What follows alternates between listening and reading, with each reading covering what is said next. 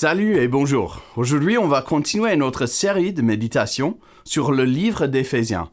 Regardons ensemble Éphésiens chapitre 1, de versets 15 à 23.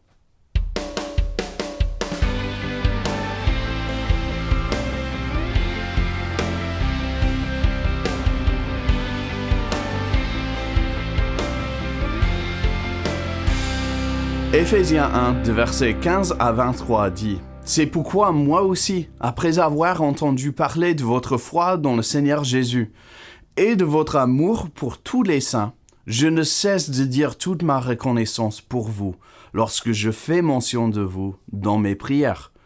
Je prie que le Dieu de notre Seigneur Jésus-Christ, le Père de gloire, vous donne un esprit de sagesse et de révélation qui vous le fasse connaître.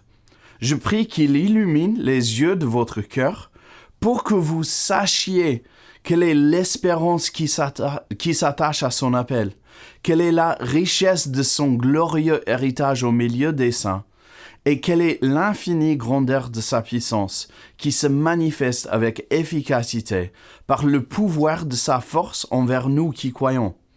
Cette puissance, il l'a déployée en Christ quand il l'a ressuscité et l'a fait asseoir à sa droite dans les lieux célestes, au-dessus de toute domination, de toute autorité, de toute puissance, de toute souveraineté et de tout nom qui peut être nommé, non seulement dans le monde présent, mais encore dans le monde à venir. Il a tout mis sous ses pieds et il l'a donné pour chef suprême à l'Église, qui est son corps, la plénitude de celui qui remplit tout en tous. Ce passage contient la réponse de Paul à toutes les bénédictions qu'on a vues la dernière fois, mises en évidence par l'expression « c'est pourquoi ». Dans la lumière de tout ce que Dieu a fait, de tout ce qu'il a donné et du fait que les Éphésiens ont cru en lui, Paul remercie Dieu. Ça semble normal, mais il y a deux aspects à cela qui pourraient nous poser problème. D'abord, c'est l'excitation qui imprègne ce passage. Ce n'est pas un petit sourire comme au beau souvenir du passé. C'est plutôt l'équivalent d'un but gagnant dans la dernière minute du match. Tu ne peux t'empêcher de crier. Écoute, Jésus n'est pas allé à la croix juste pour voir ce qu'il pourrait peut-être éventuellement gagner. Il est allé à la croix afin de gagner chaque personne. Il a tellement travaillé, patienté et souffert dans l'espoir de gagner chaque individu. Il a tellement lutté qu'on ne peut s'empêcher de célébrer quand celui que nous aimons voit à nouveau la récompense de son labeur. Quand tu penses à ce que Dieu a fait pour toi, quand tu penses au fait que d'autres personnes sont réconciliées avec lui, qu'est-ce que ça fait? J'ose dire que s'il n'y a pas eu une réaction aussi forte qu'une explosion de joie, c'est alors qu'on passe à côté de quelque chose. Ensuite, il répond avec un comportement persistant. Ce n'est pas une réaction éphémère, mais plutôt une habitude. À chaque fois qu'ils se rappellent, les Éphésiens, et ce que Dieu a fait pour eux, ils rentrent dans cette réponse d'une joie abondante et débordante. Franchement, c'est une image de prière que je ne crois pas avoir jamais vue. Une personne qui n'a pas envie d'arrêter de prier parce qu'elle est tellement emportée par la joie et la reconnaissance et aussi par un désir de bénir les autres. Mais la prière de Paul remplit de joie touche aussi sur quelques autres domaines. On voit que pour Paul, il y a une compréhension que ce n'est pas que le début du chemin pour les Éphésiens, et pour nous aussi, qui ont cru en lui. Une petite parenthèse, c'est dommage quand nous concevions la conversion ou la foi comme étant la ligne d'arrivée. Il reste pourtant tellement de chemin à faire. Paul l'avait compris et c'est pour ça qu'il l'indique dans sa prière.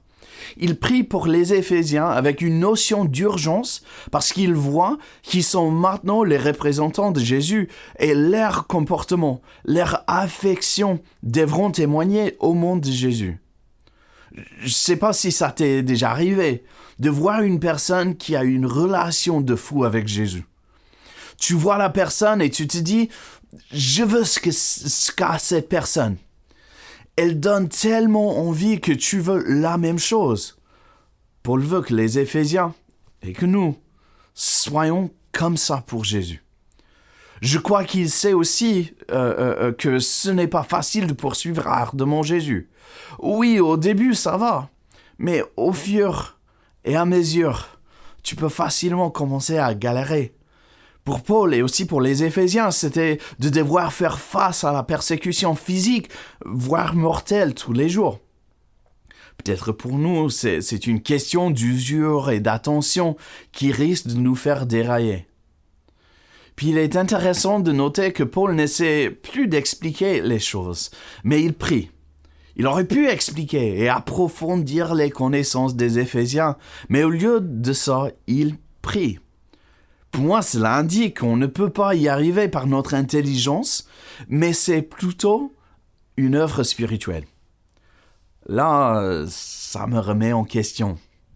Combien de fois est-ce que j'essaie d'obtenir par l'intelligence, ou même par mes propres efforts, quelque chose que ne peut être obtenu que par l'esprit? Bon, dans sa prière, Paul mentionne 3 sujets précis. D'abord, il prie que les Éphésiens connaissent l'espérance qui s'attache à l'appel de Dieu. On m'a dit qu'il y a une sacrée différence entre les mots espoir et espérance. T'as vu ce que j'ai fait là, sacré? Bref, j'ai l'impression que trop de chrétiens ont un espoir attaché à leur appel et pas forcément une espérance.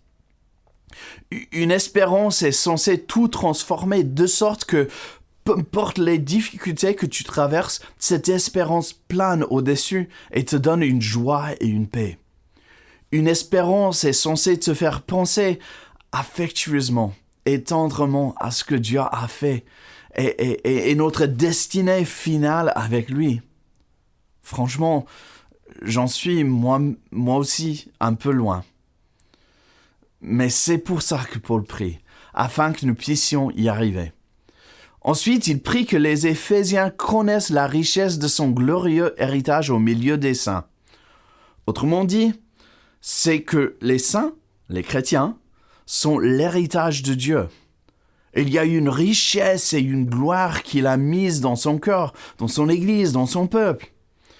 Écoute, je sais que tout ne fonctionne pas parfaitement.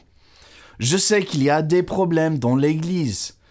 Mais c'est dommage quand j'entends des choses comme « J'aime Jésus, mais je ne supporte pas l'Église » ou bien « J'aime Jésus, mais ce sont les chrétiens qui me gênent ». Le problème, c'est que celui, c'est-à-dire Jésus, qui est pourtant plus saint, plus correct et plus droit que nous tous, il y voit une richesse et une gloire dans l'Église et les chrétiens. Et quand quelqu'un voit quelque chose qui a de la valeur, on cherche à le souligner, à le mettre en évidence. Si on pouvait voir clairement la richesse et la gloire dans le peuple de Dieu, c'est ce qu'on chercherait à faire aussi. Bref, ce n'est pas facile. Mais c'est pour ça que Paul prie, afin que nous puissions y arriver. Finalement, numéro 3, il prie que les Éphésiens connaissent quelle est l'infinie grandeur de sa puissance envers nous qui croyons. J'espère que cela vous étonne. Le fait que l'Esprit qui a ressuscité Jésus d'entre les morts demeure en nous et nous anime nos actions. C'est-à-dire que rien n'est impossible. Quel dommage de vivre avec la capacité, voire l'appel, de faire l'impossible et de ne jamais s'en servir, alors qu'il y a tant de personnes qui nous entourent qui en auraient tellement besoin. Mais c'est pour ça que Paul prie, afin que nous puissions y arriver. Paul clôture ce passage avec une phrase intrigante. Il dit « Il a tout mis sous ses pieds, les pieds de Jésus, Et il l'a donné. Il a donné Jésus pour chef suprême de l'Église, qui est son corps, la plénitude de celui qui remplit tout en tous. En fait, si on y réfléchit un peu, c'est une affirmation très puissante. Imagine, t'as Jésus qui représente la tête sur un corps. C'est ce que veut dire pour chef suprême. Le corps, c'est l'Église. Pour rappel, l'Église n'est pas un bâtiment ou une institution. L'Église est le peuple de Dieu réuni. Cela veut dire toi et moi. Alors, on a la tête, Jésus. On a le corps, c'est nous en tant que chrétiens. Et puis, il dit que le Père a tout mis sous ses pieds. C'est-à-dire toute autre chose dans la création. T'as l'image en tête? Où es-tu par rapport au reste de la création? On est dans une position de responsabilité et d'autorité. Petite précision, on parle d'un règne bienveillant au nom de Jésus. Ce n'est pas la carte blanche pour faire ce que chacun a envie de faire. Mais cela veut dire que nous régnons sur tout. C'est-à-dire que la maladie et le monde spirituel doivent se conformer alors que nous agissons et alors que nous parlons selon la volonté et l'autorité de Jésus. Je ne sais pas si j'ai vraiment compris mon rôle, ma place dans la création. En tant que chrétien, on ne peut plus se permettre de se voir différemment. Pour citer Paul en Romains, la création attend avec un ardent désir la révélation des fils et des filles de Dieu. C'est fort. Prenons notre place et prenons notre rôle pour régner sur la création avec bienveillance. Cherchons à travailler avec Dieu pour faire venir son royaume. Bon, cette prière de Paul, ce passage est vaste et profonde. Je te laisse avec cette question. Comment peux-tu poursuivre une connaissance encore plus profonde et large d'avoir de l'espérance attachée à son appel, de la richesse de la gloire de son héritage, et finalement de l'infinie grandeur de sa puissance, et à quoi ressemble-t-elle concrètement aujourd'hui? Je vais terminer avec un encouragement pour mémoriser cette prière afin de la prier régulièrement, voire quotidiennement, pour ton entourage. Merci d'être là aujourd'hui et à la prochaine.